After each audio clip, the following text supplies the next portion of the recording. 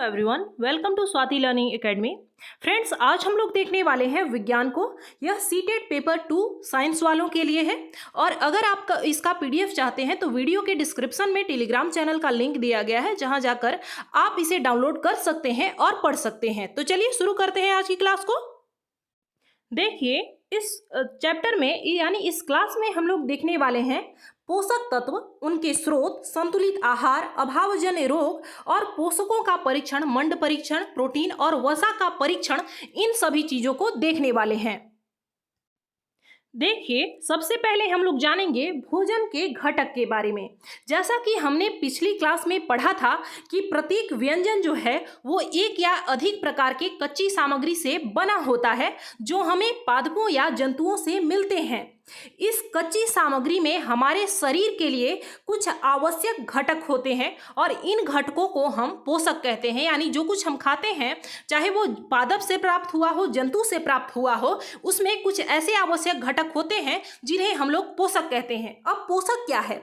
पोषक वे तत्व हैं जो हमें वृद्धि और कार्य करने के लिए ऊर्जा देते हैं, उन्हें पोषक कहते हैं। पोषक क्या है? जो हमारी वृद्धि के लिए यानी हमारे शरीर के विकास के लिए, बच्चा छोटा होता है, धीरे धीरे बड़ा हो जाता है, इसे वृद्धि कहते हैं। इसके लिए साथ ही जो भी हम कार्य कर रहे हो, चाहे हम चल रहे हो, उठ रहे हो, बैठ रहे हो, आप वीडियो देख रहे हैं, मैं अभी आपको बता रही हूँ, तो यह क्या है? यह कार्य है और इसके लिए हमें ऊर्जा, एनर्जी कहाँ से प्राप्त होती है? इन्हीं पोषकों के माध्यम से ऊर्जा प्राप्त होती है। यहां तक क्लियर है? अब हम लोग देखेंगे कि हमारे भोजन में मुख्य पोषक तत्व कौन कौन से हैं। देखिए, पहला है कार्बोहाइड्रेट, प्रोटीन, वसा, विटामिन तथा खनिज लवण। मुख्य पोषक तत्व कौन से हैं? कार्बोहाइड्रेट, प्रोटीन, वसा, विटामिन तथा खनिज लवण। इसे 3 बार बोलिएगा खुद से। कार्बोहाइड्रेट, प्रोटीन, वसा, विटामिन तथा खनिज लवण है।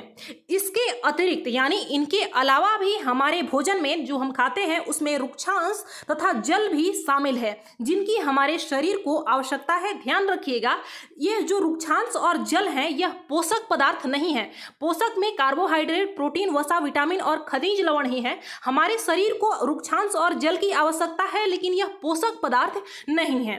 अब देखिए, पहला है कार्बोहाइड्रेट, इसके बारे में जानेंगे। हमारे भोजन में पाए जाने वाले मुख्य कार्बोहाइड्रेट मंड तथा शर्करा के रूप में होते हैं। मुख्य रूप से जो कार्बोहाइड्रेट है वो मंड और शर्करा के रूप में होते हैं। कार्बोहाइड्रेट के द्वारा मुख्य रूप से हमारे शरीर को ऊर्जा प्रदान करता है। कार्बोहाइड्रेट का कार्य क्या है? हमारे शरीर को ऊर्जा प्रदान करना। अब कार्बोहाइड्रेट किस चीज से मिलता है यह भी देखेंगे। देखिए, मुख्य रूप से हमारे भोजन में जो भी चीजें शामिल होती हैं उन सभी से कार्बोहाइड्रेट प्राप्त होता है। जैसे आप सामान्यतः, जैसे आप मान ले कि चावल दाल सब्जी खा रहे हैं, सब्जी और दाल की मात्रा कम होती है लेकिन चावल ज्यादा होता है। अगर मैं बात करूं रोटी की, तो रोटी की मात्रा अन्य चीजों के मुकाबले ज्यादा होता है। तो यह क्या है? जो मुख्य भोजन के रूप में हम खाते हैं उनसे कार्बोहाइड्रेट अधिक रूप से प्राप्त होता है। और कार्बोहाइड्रेट का कार्य क्या है? हमारे शरीर को ऊर्जा प्रदान करना, एनर्जी प्रदान करना। आगे कार्बोहाइड्रेट के स्रोत के बारे में दिया गया है, जिनमें मैंने अभी बताया चावल, गेहूं, आलू, शकरकंदी, मक्का, गन्ना, पपीता, तरबूज, आम, इन सभी चीजों में कार्बोहाइड्रेट अधिक मात्रा में होता है। तो इसे आप लोग नोट कर लेंगे।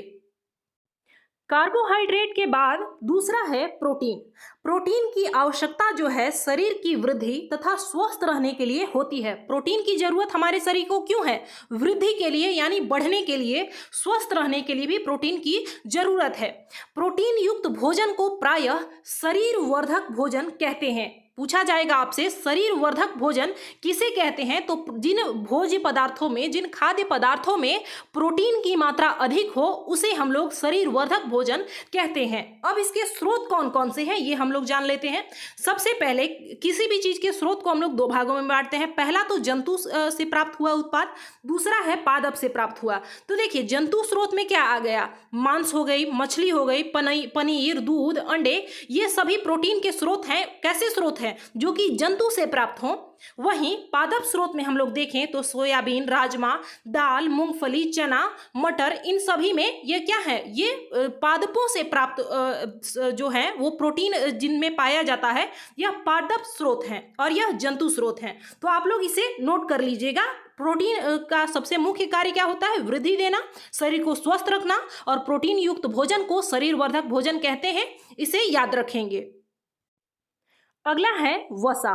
अब वसा का कार्य क्या होता है? वसा से भी हमें ऊर्जा मिलती है।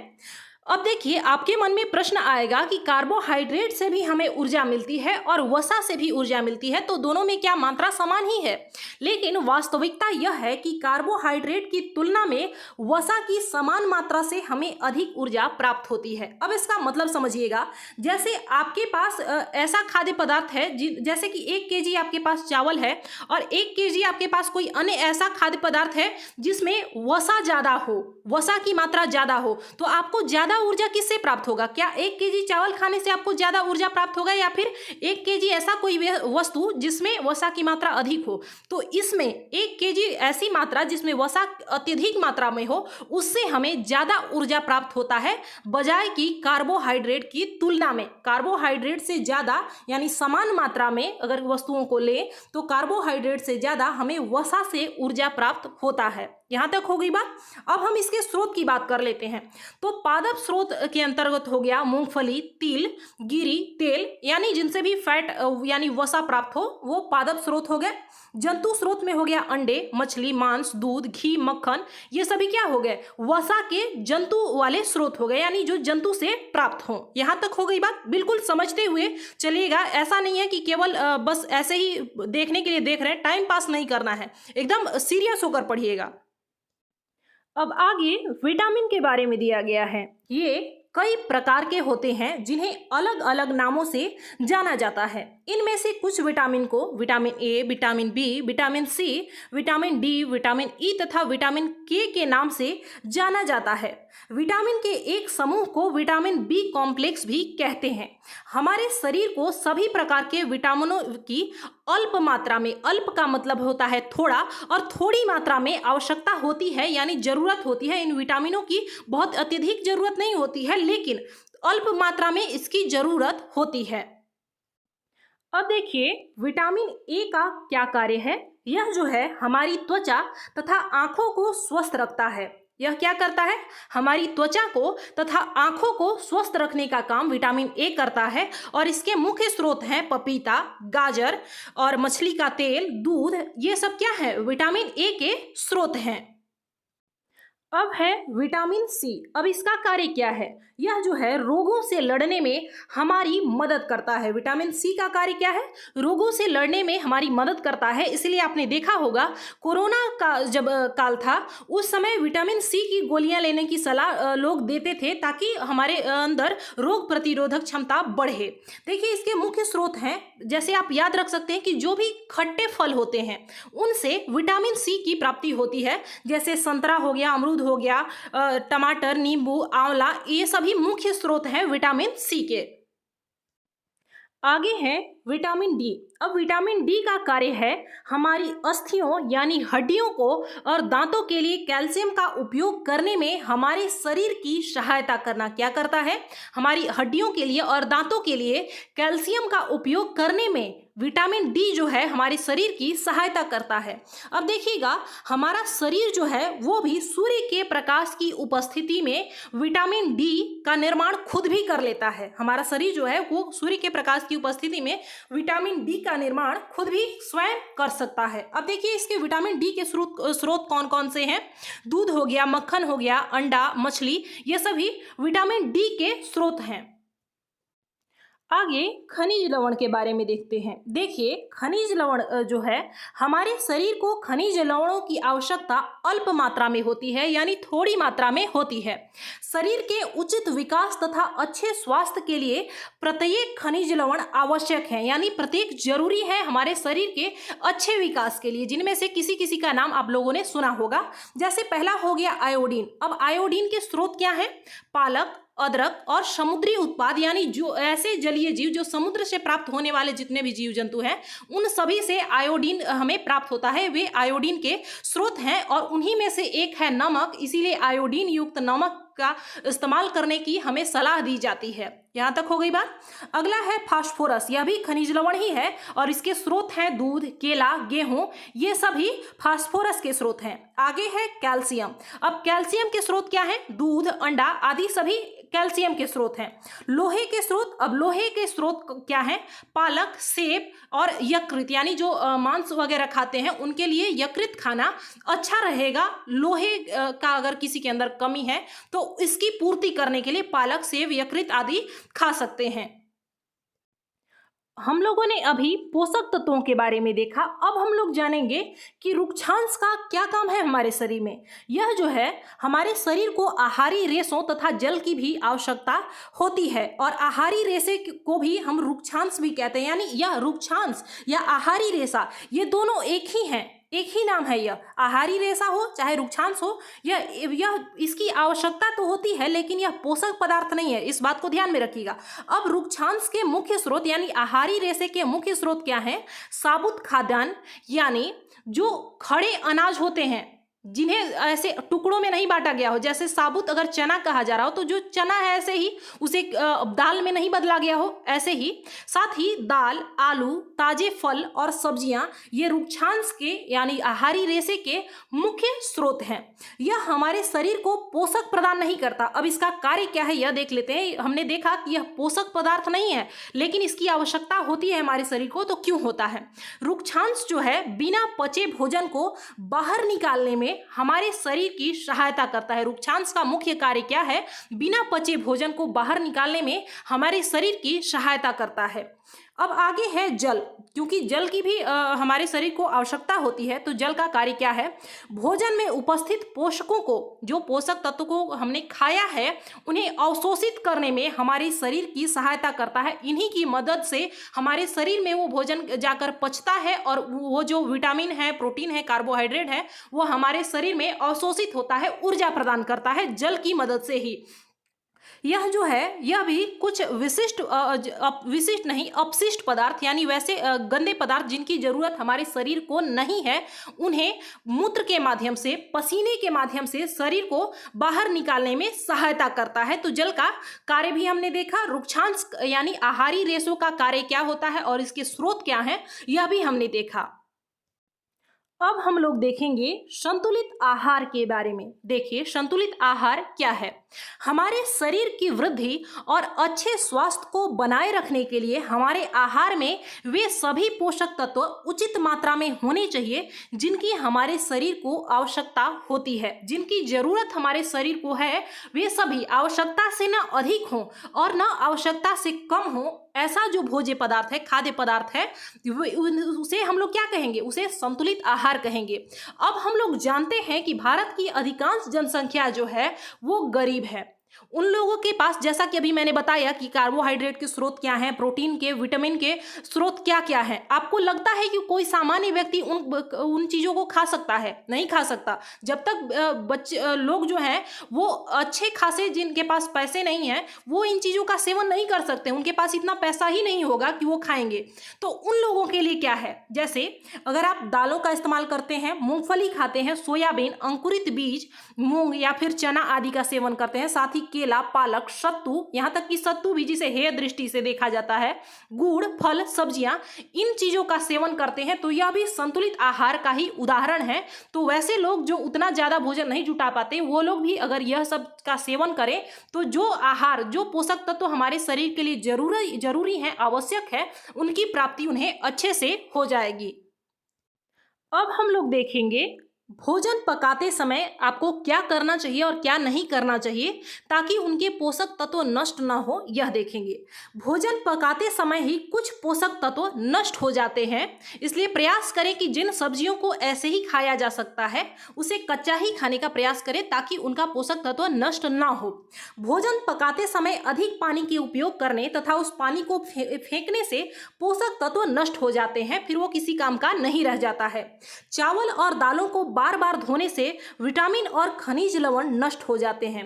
साथ ही भोजन पकाते समय ही विटामिन सी आसानी से और गर्मी से नष्ट हो जाता है। यानी आप अगर विटामिन सी वाला जो खाद्य पदार्थ है उसे ऐसे ही डायरेक्ट खाने का प्रयास कीजिएगा, क्योंकि जब आप भोजन पकाते हैं उस समय विटामिन सी जो है वो गर्मी से समाप्त हो जाता है, नष्ट हो जाता है। अब है कि भोजन में वसा की अधिक मात्रा मोटापे का कारण बनता है। अब भोजन में अगर वसा जो है वो बहुत ज़्यादा हो, फैट ज़्यादा हो, तो वो हमारे मोटापे का कारण बन जाता है। अब हम लोग देखेंगे अभावजन्य रोगों के बारे में। अभावजन्य का क्या मतलब है? अभाव जैसे शब्द से ही स्पष्ट है, अभाव होना यानी किसी भी चीज की कमी होना। तो वे रोग जो लंबी अवधि तक पोषकों के अभाव के कारण होते हैं उन्हें अभावजन्य रोग कहते हैं। अब ऐसा नहीं है कि आज हमने प्रोटीन नहीं खाया तो आज ही हमें बीमारी हो जाएगी, क्योंकि यह क्या होता है, लंबी अवधि तक अगर हम लोग लंबे समय तक किसी पोषक तत्व का सेवन नहीं करते हैं, नहीं खा पाते हैं वैसा भोजन, तो हमें अभावजन्य रोग हो जाता है। अब देखिए प्रोटीन की कमी से कौन से रोग होते हैं। इससे क्या होगा, वृद्धि का अवरुद्ध होना होगा, क्योंकि प्रोटीन का कार्य है शरीर का विकास करना, वृद्धि करना। तो जो इसका कार्य है अगर वह वस्तु हमारे शरीर में मौजूद नहीं है तो वह कार्य होगा नहीं, यानी वृद्धि का अवरुद्ध हो जाएगा। चेहरे पर सूजन आएगी, बालों का रंग उड़ जाएगा, त्वचा की बीमारियां आदि हो सकती हैं प्रोटीन की कमी से। दूसरा है कार्बोहाइड्रेट की कमी। अब देखिए जैसा कि हमने कहा था कि कार्बोहाइड्रेट से भी ऊर्जा मिलती है, साथ ही वृद्धि होता है। तो क्या है, अगर कार्बोहाइड्रेट कम हो जाएगा तो वृद्धि रुक जाएगी, अत्यधिक दुबला पतला हो जाएगा इंसान जिसमें कार्बोहाइड्रेट की कमी होगी। वह क्या होगा, अधिक पतला हो जाएगा, वृद्धि उसकी रुक जाएगी। अब देखिए विटामिन ए की कमी से दृष्टिहीनता होती है। देखिए इसे याद नहीं करना है, बस समझते हुए चलना है। अभी मैंने इससे पहले जब हम लोग विटामिन के बारे में जान रहे थे तो मैंने कहा था कि विटामिन ए जो है वो आंखों के लिए अच्छा होता है। तो देखिए अगर विटामिन ए हमारे आंख के लिए अच्छा है, आंखों की दृष्टि के लिए, रोशनी के लिए अच्छा होता है, तो जब विटामिन ए की कमी होगी तो सबसे पहला इफेक्ट क्या होगा, सबसे बुरा प्रभाव क्या पड़ेगा, हमारी आंखों पर ही पड़ेगा। उसकी अगर कमी है तो उससे क्या होता है, दृष्टिहीनता होता है। और इसका मुख्य लक्षण क्या है कि हमारी दृष्टि कमजोर हो जाएगी, रात में कम या कभी कभी पूरी तरह दिखाई देना बंद हो जाता है, जिसे रतौंधी कहा जाता है या फिर नाइट ब्लाइंडनेस इसी को कहा जाता है। विटामिन ए की कमी से होता है यह। दूसरा है विटामिन बी1 की कमी से बेरी रोग होता है। और इसमें क्या होता है, इसका मुख्य लक्षण क्या है कि पेशियां जो होती हैं, मांसपेशियां जो होती हैं वो सभी दुर्बल हो जाती हैं, पतला हो जाता है और ऊर्जा की कमी हो जाती है। तो इसे आप लोग नोट कर ले, बेरी कई बार अभी तक पूछा जा चुका है। साथ ही विटामिन सी की कमी से स्कर्वी रोग होता है। विटामिन सी की कमी से कौन सा रोग होता है, स्कर्वी रोग होता है। इसका मुख्य लक्षण क्या है, मसूड़ों से खून निकलने लगता है और घाव को भरने में, जैसे अगर आपको कहीं घाव हो गया, कहीं चोट लगी तो उसे भरने में अत्यधिक समय लगता है। यही विटामिन सी की कमी के कारण स्कर्वी होता है। अब आपसे मुख्य रूप से यह प्रश्न नहीं पूछेगा, आपसे प्रश्न कैसे पूछेगा, 4 रोग आपको ऐसे दे दिया जाएगा और उसके सामने रोगों का नाम दे दिया जाएगा, विटामिन का नाम दे दिया जाएगा। आपको मैच करना होगा कि कौन सा रोग किस विटामिन की कमी से होता है। अगला है विटामिन डी।